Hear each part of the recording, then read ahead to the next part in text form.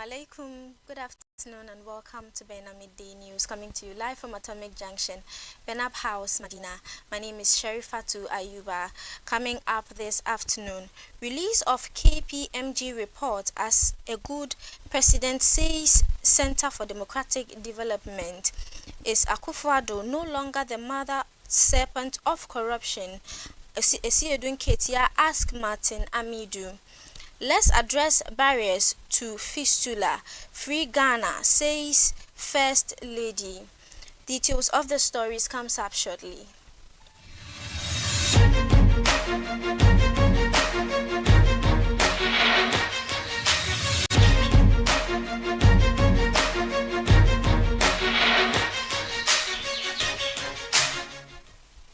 Don't forget we are streaming live on Facebook and on YouTube at Bena TV. Moving on to our first story, the First Lady Rebecca Akufo-Addo has emphasized the need for intervention addressing system gaps that contribute to the persistent occurrence of fistula in Ghanaian women at a commemorative event against obstetric fistula in Accra on May 23rd. She advocated for a holistic approach to address the country's fistula-related impacts. According to the Ghana Health Service, around 1,200 new fistula cases are recorded annually, with less than 20 of these cases being repaired, despite efforts by stakeholders. Funding mobilization, system strengthening, and active case search and repair remain bottlenecks in addressing the incidence of fistula among women in Ghana, and victims of the condition through no fault of theirs get to suffer the consequences for years. Speaking at the commemorative event against obstetric fistula in Accra, First Lady Rebecca Akufo-Addo said women must not continue to face the adversity, adding that pregnancy and childbirth should be a positive experience for women. Hence, it must be ensured that women and their babies reach their full potential for health and well-being. She said it is important a country addresses the barriers to health care faced by its people, especially mothers who made the ultimate sacrifice of producing the next generation. The First Lady points out the need to address the challenges related to gender equity in health decision-making, focusing on long-term measures that will address the social, cultural, and economic determinants of fistula as well as malnutrition during pregnancy. The UNFPA estimates that the typical cost of fistula treatment, including surgery and post-operative care, is over $700, which patients cannot afford. The Center for Democratic Development Ghana has expressed satisfaction with the release of the KPMG report concerning a contract between Ghana Revenue Authority and Strategic Mobilization Limited. President Nana Addo Dankwa Akufo-Addo released the report on Wednesday, citing the interest of transparency and openness as the reason. The report released follows the presidential initial refusal to grant a request by the Media Foundation for West Africa for the publication of the full report. Speaking on an Accra-based radio station, the Director of Advocacy and Policy Engagement at CDD Ghana, Dr. Kojo Asante, said that although the release set a good precedent, the President should respond more promptly to such requests in the future. He said, ignoring such reports in the past and not holding people accountable is the reason why the country keeps getting so many kinds of infraction in the system. He raised concern over value for money arrangement in the SML and GRA contract, saying the CDD is yet to get any information of the kind of investment made by SML to warrant what they say is a fee for performance arrangement. Dr. Kojo Asante added that even though the CDD has a lot of follow-up questions, the release of the report by the President sets a good precedent.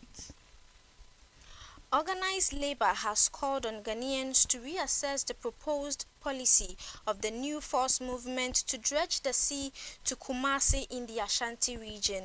They indicated that the policy presented by the leader of the New Force movement has been seriously misconstrued and emphasizing its practicality and potential benefits.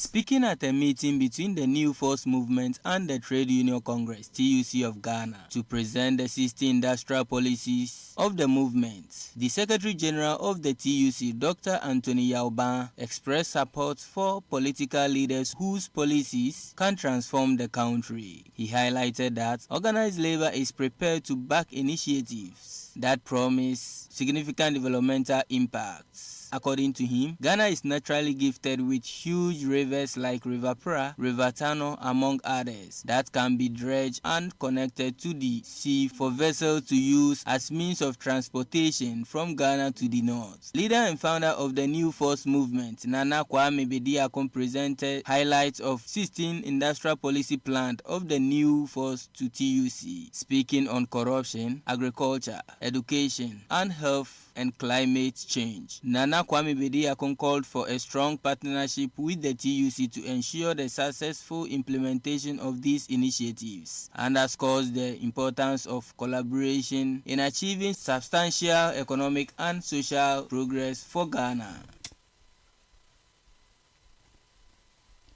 And in politics, the national chairman of the opposition, National Democratic Congress, Johnson Esiedun Ketia, says he has lost faith in the principles of the revered legal luminary and former special prosecutor, Martin Amidu. According to him, he trusted Mr. Amidu was a very principled man until his recent petition to the President Akufo-Addo seeking to remove Kisi Ejaben as special prosecutor.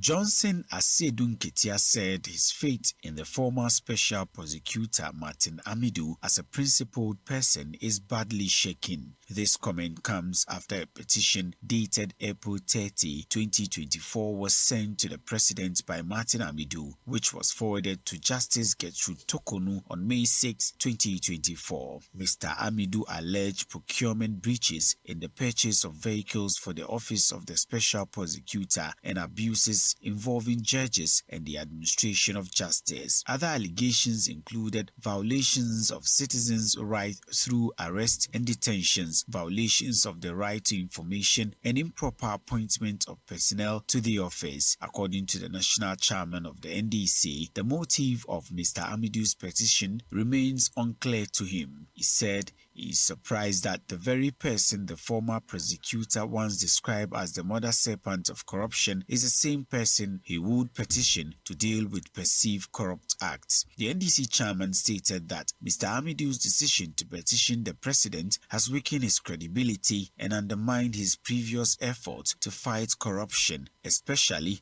when his successor Kisi Ejaben has come to a similar roadblock and the president is demanding his resignation. He said Martin Amidu should be showing solidarity rather than making himself the tool for the president to be able to achieve his objective of fighting those who are fighting against corruption. Mr. Esiedun Ketia stated that he cannot support either Amidu or the special prosecutor until ongoing investigations are completed and more information is made available on the matter.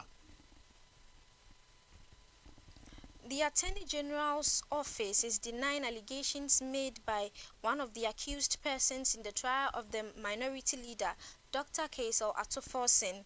The office says Attorney General Godfred Dame has not at any point required the third accused person, Richard Jakpa, to coerce him into contributing falsehoods to help jail the NDC MP.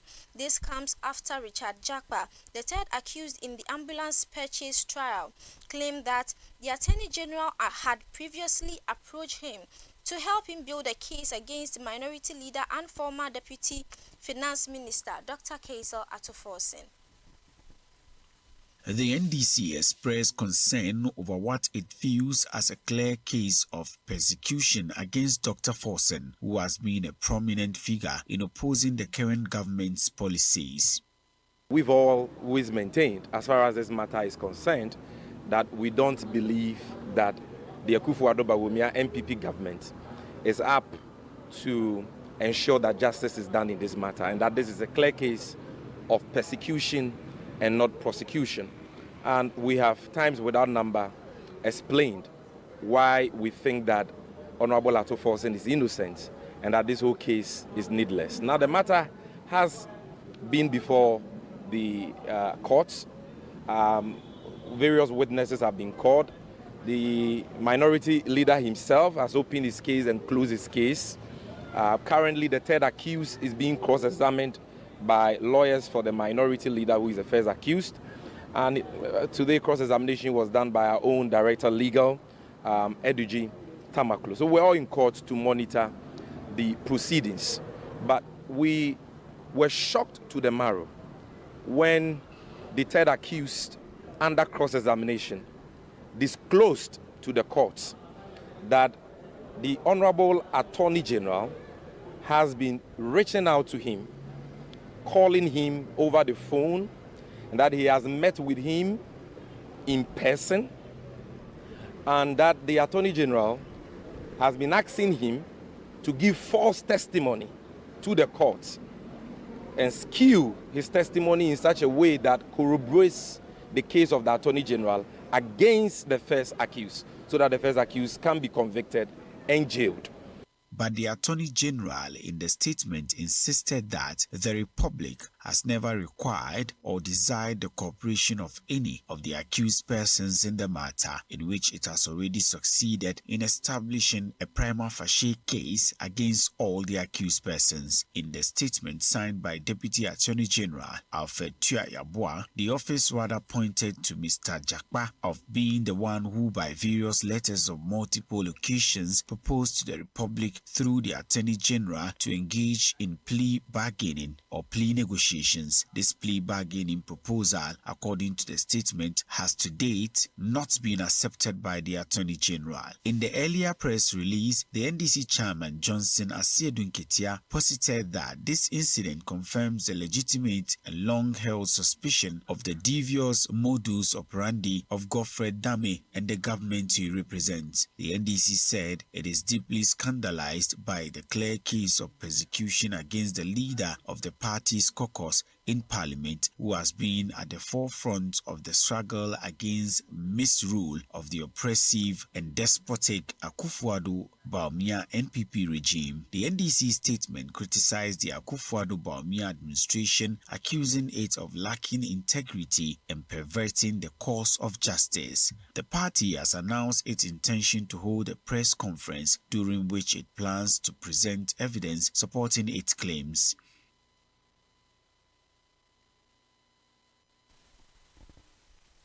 And in sports, Mohamed Diomande has received his first senior call-up from Ivory Coast days after declaring his intentions to represent his country of his birth. The Ghana-trained midfielder was named in the Black Star squad for the friendlies against Nigeria and Uganda in March, but asked for time to make decision over the international future. Having spent most of his life in Ghana, the 22-year-old was eligible to play for the four-time African champions. However, Diomande disclosed his desire to play for the Elephant in an interview Malik Traore on Nostafoot. He said his dream has always been to represent Ivory Coast, the country of his parents. Ivory Coast coach Immense Fair named the Rangers winger in his 25-man squad for the World Cup qualifiers against Gabon and Kenya in June. Diomande has already made an appearance at youth level for the African champions and was named in the under-23 squad for the friendly against France in March, but missed due to the Black Stars invite. And that is how we bring the bulletin to an end. My name is Sherifatu Ayuba. Enjoy the rest of our programs.